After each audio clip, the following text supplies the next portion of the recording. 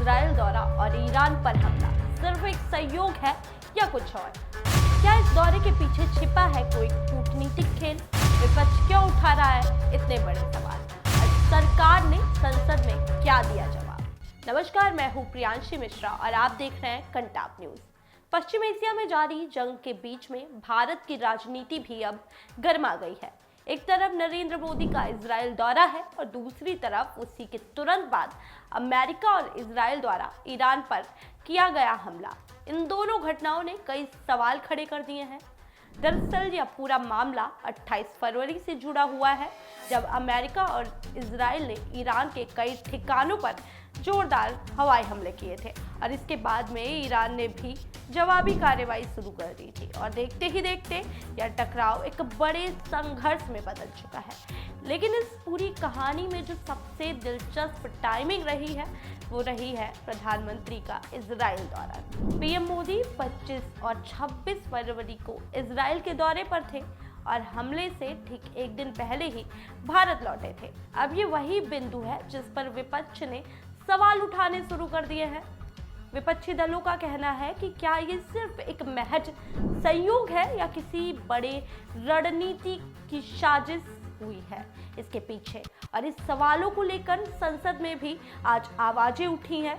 माला रॉय ने सरकार से इस पूरे मामले पर जवाब मांगा है और सीधे तौर पर 3 बड़े सवाल भी पूछे हैं। जो पहला सवाल है वो ये है कि क्या इजराइल के प्रधानमंत्री बेंजामिन नेतन्याहू की भारत यात्रा सुरक्षा कारणों से रद्द की गई थी, और जो दूसरा सवाल है कि भारत और इजराइल के प्रधानमंत्रियों की यात्रा की तारीख कब तय हुई थी, और जो तीसरा सवाल है कि इस यात्रा का असली मकसद क्या था। और इन्हीं 3 सवालों के जवाब में सरकार की ओर से विदेश राज्य मंत्री कीर्ति वर्धन सिंह ने जवाब दिया है। सरकार ने साफ कहा है कि इजराइल के प्रधानमंत्री की भारत यात्रा ना तो तय हुई थी और ना ही रद्द की गई है। यानी इस तरह की जो भी खबरें हैं उनमें कोई भी सच्चाई नहीं है। अब सबसे अहम बात सरकार ने जो बताई है वो ये है कि पीएम मोदी का इजराइल दौरा पहले से ही तय था। यह दौरा जनवरी 2026 से ही प्लान कर लिया गया था। यानी इससे कोई भी सीधा लेना देना नहीं है। अब अगर इस जवाब को समझा जाए तो सरकार यह साफ संदेश देना चाहती है कि यह सिर्फ टाइमिंग का मामला है, ना ही कोई रणनीतिक लिंक है। यानी इनको जो जोड़ने की कोशिश कर रहे हैं उनके मुंह पर ये साफ तमाचा है। लेकिन सवाल यहीं पर खत्म नहीं होते हैं। पीएम मोदी इस दौरे के दौरान भारत और इजराइल के बीच कई अहम मुद्दों पर बातचीत की थी और दोनों देशों के बीच में विज्ञान और तकनीकी इनोवेशन, रिसर्च, साइबर सिक्योरिटी, कृषि और जल प्रबंधन जैसे बड़े विषयों पर एक तरीके से चर्चा हुई थी और आपस में दोनों देशों ने सहयोग बढ़ाने की भी सहमति जताई थी।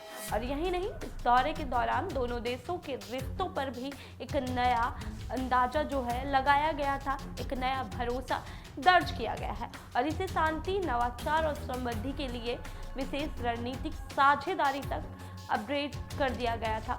और आपको बता दें, यह अपने आप में एक बड़ा कूटनीतिक कदम माना जा रहा है। और इसके अलावा इस यात्रा के दौरान 16 अहम समझौते और MOU भी साइन किए गए हैं। आपको बता दें, जो भविष्य में आने वाले समय के लिए दोनों देशों के रिश्तों को और ज़्यादा मजबूत करने का काम करेंगे।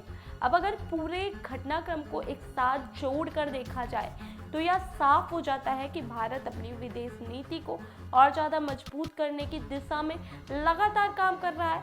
भारत एक तरफ इजराइल जैसे देशों के साथ साझेदारी मजबूत कर रहा है, पश्चिम एशिया में भी संतुलन बनाए रखने के लिए लगातार कोशिश कर रहा है। और एक यही बड़ी वजह है कि भारत को इस दृष्टिकोण को पूरा कूटनीतिक माना जा रहा है। लेकिन विपक्ष भी इस पर लगातार सवाल कर रहा है और उनके सवालों को भी नज़रअंदाज नहीं किया जा सकता, क्योंकि अंतर्राष्ट्रीय घटनाओं की टाइमिंग कई बार बड़े राजनीतिक और कूटनीतिक संकेत देती आ रही है। तो ऐसे में जो सवाल उठता है वो यही है कि क्या यह सिर्फ एक सहयोग है या इसके पीछे कोई गहरी रणनीति भी है। क्या भारत इस पूरे घटनाक्रम में सिर्फ एक दर्शक है या पर्दे के पीछे की जो कहानी है वो कुछ और है, यानी भारत की जो भूमिका है वो कुछ और भी है इस पूरे मिडिल ईस्ट की जंग में।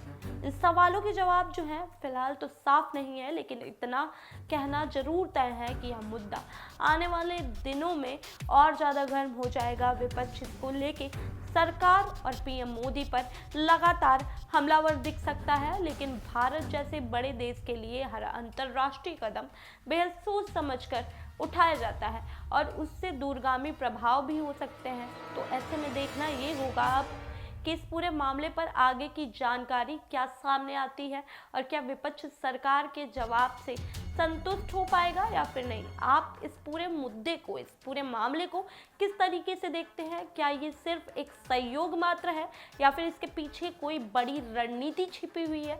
अपनी राय हमें कमेंट बॉक्स में जरूर दीजिएगा और साथ ही ऐसी ही तमाम बड़ी जानकारियों के लिए जुड़े रहिए कंटाप न्यूज़ के साथ। मैं थी आप सभी के साथ प्रियांशी मिश्रा।